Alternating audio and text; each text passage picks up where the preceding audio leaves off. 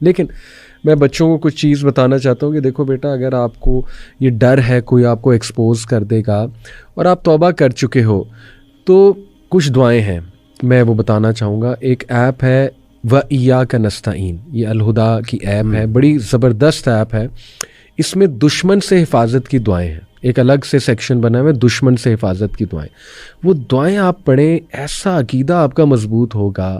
اس میں ایک لمبی دعا، اللہ اکبر، اللہ اعز من خلقہ جمیعا، اللہ اعز مما اخاف واحذر، یہ لمبی دعا ہے، یہ 3 بار پڑھنی ہے. اس میں دشمن سے پناہ مانگی گئی ہے. اسی طرح اللہم اکفنی بما شئت، اسی طرح اللہم انا نجعلک فی نحورہم ونعوذ بک من شرورہم.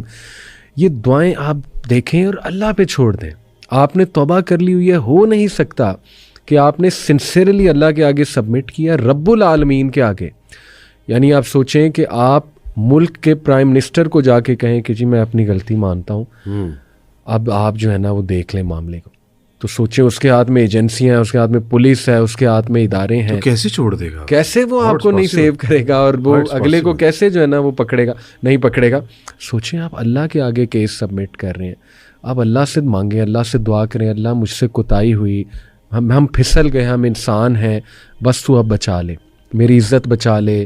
یا اللہ ان لوگوں کو یا ہدایت دے یا ان لوگوں کو ٹیچ کر، یعنی جو مجھے بلیک میل کر رہے ہیں، کیسے اللہ آپ کی مدد نہیں کریں گے. علی بھائی یہ تو ایک روحانی پہلو ہے، یعنی حقیقی جو مدد ہے وہ تو یہی ہے جی. لیکن جو اسباب کے درجے میں ہے نا، اس وقت F I A cyber crime میں ایسے جو ہے وہ انہوں نے سہولیات فراہم کی ہیں کہ اگر کوئی بچی کسی سے بلیک میل ہو رہی ہے، وہ اس کو بلیک میل کر رہا ہے، تو اس کا ان بچیوں کو یہ ڈر ہوتا ہے کہ ہمارا نام جو ہے وہ ایکسپوز ہوگا. تو وہ کہتے ہیں کہ آپ کا نام بھی سامنے نہیں آئے گا اور آپ کا مسئلہ بھی سالو کیا جائے گا. اور آپ نے اگر ایڈمٹ کیا ہے کہ آپ سے یہ غلطی ہو گئی ہے تو انشاءاللہ جو ہے یہ اس کو جو ہے وہ سیٹل ڈاؤن بھی کرتے ہیں. تو میرا خیال ہے کہ اس وقت اگر اس طرح کی سہولیات ہیں حکومت پاکستان کی طرف سے، تو بالکل بچیوں کو اس سے اویئر ہونا چاہیے اور ان سہولیات کو اویل کرنا چاہیے، بجائے یہ کہ اس کا جو ہے وہ اپنے اوپر برڈن لیں اور کہیں کہ میری زندگی کا خاتمہ ہی اس مسئلے کا حل ہے. یہ مسئلے کا حل نہیں ہے. وہ یعنی آپ تصور کیجئے کہ اگر کوئی لڑکا ہے یا لڑکی ہے تو وہ اپنے والدین کو بے سہارا چھوڑ کے جا رہا ہے، وہ اپنے رشتہ داروں کو، اساتذہ کرام کو روتا ہوا چھوڑ کے جا رہا ہے. یہاں تک کہ پھر اللہ سبحانہ و تعالیٰ نے قرآن مجید میں فرما دیا کہ اپنی جانوں کو ہلاک نہ کرو. یہ نہ سمجھو کہ تم اس کے مالک ہو، یہ تمہارے پاس امانت ہے. رسول اللہ صلی اللہ علیہ وسلم کی حدیث کا مفہوم کہ جو شخص خودکشی کرتا ہے، حرام موت مرتا ہے، قیامت تک وہ اسی عذاب میں مبتلا رہے گا. اگر اس نے پھانسی لی ہے تو ہر پل وہ پھانسی کے عذاب میں ہی مبتلا ہے.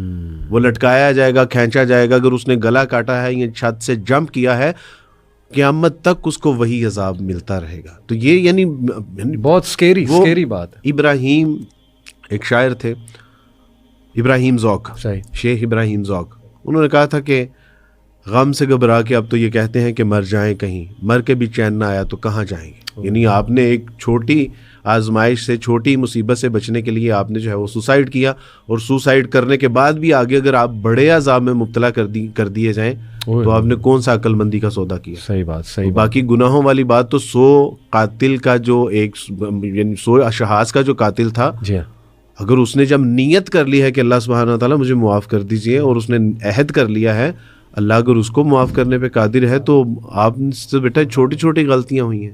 بہت ہوپ ہے. میں بس ان لوگوں کو بھی جو یہ اس طرح کی حرکات کرتے ہیں، دوسرے کو ایکسپوز کرنا اور بلیک میل کرنا، اسکینڈلائز کرنا چیزوں کو، ان لڑکوں کو بھی، اور اگر لڑکیاں بھی ملوث ہیں ان کو میسیج دینا چاہوں گا کہ جو انسان توبہ کر چکا ہے، نکلنا چاہ رہا ہے اس گناہ سے، وہ اللہ کا ولی ہے.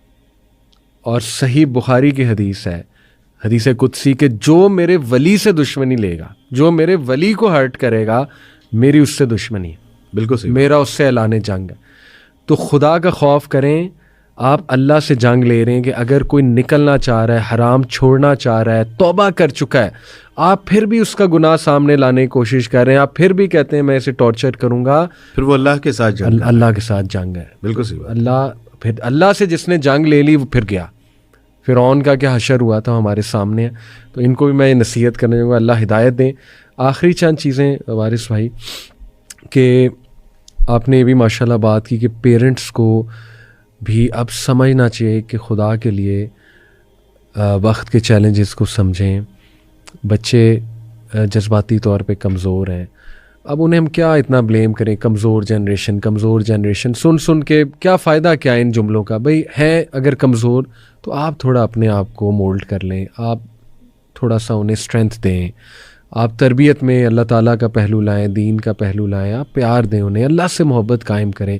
اور دیکھیں ان کو پراپرٹی نہ سمجھیں, ان کو ذمہ داری سمجھیں. وہ ملکیت نہیں ہے آپ کی. ابھی ڈاکٹر حماد کے ساتھ میں نے پچھلا پوڈ کاسٹ ماشاء اللہ میرا ریزالونگ فیملی ایشوز, اس میں ڈاکٹر حماد سے میں نے بڑی سخت نصیحت کرائی ہے ماں باپ کو. اسی طرح اکیڈیمک انسٹیٹیوٹس کو میں نہیں کہتا اٹینڈنس نہ رکھیں اور اپنے اسٹرانگ رولز نہ رکھیں, لیکن تھوڑا سا بچوں کی نا یہ کاؤنسلنگ کا خیال کریں, انہیں بتاتے رہیں, چیزیں سمجھانے کی کوشش کریں. اور ماشاء اللہ ایجوکیشن انسٹیٹیوٹ علی بھائی اس میں پیرنٹس کے لیے 2 چیزیں لازمی ہیں. جی کہ اگر ماں باپ اپنے بچوں کو اپنا دوست نہیں بنائیں گے نا, تو علی کوئی اور دوست بنا لے گا, اور پھر جو ان کو اپنا دوست بنائے گا یہ اسی کے راستے پہ چلیں گے. صحیح. اور سب سے زیادہ دنیاوی رشتوں میں ماں باپ اپنے بچوں کے ساتھ مخلص ہوتے ہیں. صحیح. اور آپ اگر ان کو دوست بنا لیں گے, ان کے ساتھ آپ جو ہے وہ جائیے پکنک بنائیے, آپ ان کے ساتھ جو ہے آؤٹنگ کیجیے, آپ ان کے ساتھ جو ہے وہ ہائکنگ کیجیے, آپ ان کے ساتھ ٹرپ لے کے جائیے, یعنی آپ ان کے ساتھ شاپنگ کرنے جائیے. میں تو اپنے بچوں کے ساتھ یہ سارا کچھ کرتا ہوں اور بہت زیادہ انجوائے کرتا ہوں, اور میرے بچے میرے دوست ہیں. ہم نے یہ کمی ان کو فیل ہونے ہی نہیں دی کہ وہ باہر کسی کو دوست بنائے. اور اگر انہوں نے باہر کوئی دوست بنائے بھی ہیں تو وہاں پہ بھی ایک چیک اینڈ بیلنس ہے.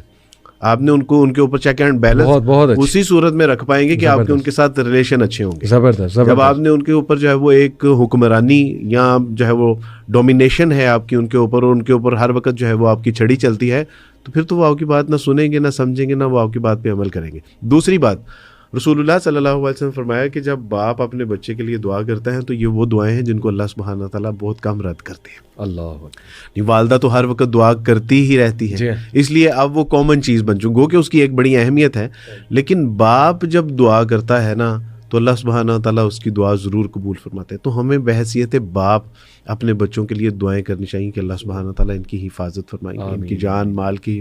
اور اگر میں دین کے ساتھ جڑا ہوا نہیں ہوں نا, ایک نیو مسلم بچی کو اس کے شوہر نے مارا اور اس کی آنکھ پہ نشان پڑ گیا. وہ ہمارے پاس آئی, شوہر کو بلایا کہ بھی کیوں مارا اللہ کے بندے, وہ یہ تو امانتیں ہیں, یہ تو وَعَاشِرُوهُنَّ بِالْمَعْرُوفِ, ایسا اچھے طریقے سے پیش آیا کرو. کہ میں چاہتا ہوں کہ یہ 5 وقت کی نمازی ہو, یہ نمازیں پڑھے, ذکر و اذکار کرے, یہ تلاوت قرآن کرے, میں چاہتا ہوں یہ بہت اچھی مسلمان ہو. تو میں نے کہا کہ آپ دن میں کتنی نمازیں پڑھتے ہیں؟ کہتے بس فجر کی مس ہوتی ہے, باقی 4 نمازوں کی پابندی کرتا ہوں, کام پہ ہوتا ہے اس لیے زیادہ تلاوت قرآن نہیں کر پاتا. تو میں نے کہا کہ آپ خود اچھے مسلمان بننے کی کوشش کریں گے تو یہ آپ کو فالو کریں گے. صحیح. لیکن آپ خود تو اپنے اوپر کوئی کوشش نہیں کر رہے, لیکن اس کو آپ اچھا مسلمان بنا رہے ہیں جس کی پاداش میں آپ نے اس کو جو ہے وہ لگا بھی دی ہیں. یہ مناسب نہیں ہے.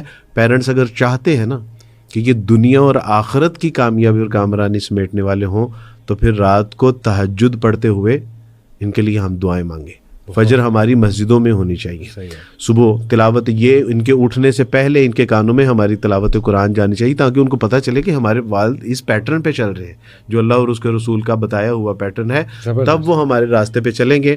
ہماری اگر تاخیر سے سونا, تاخیر سے اٹھنا, اور ہمارے شب و روز جو ہے وہ جھوٹ فریب اور مال کے کمانے میں لگے رہیں گے, تو ہمارے بچے کبھی بھی محمد بن قاسم اور خالد بن ولید نہیں بنیں گے. سبحان اللہ. بہت بہت خوبصورت بات.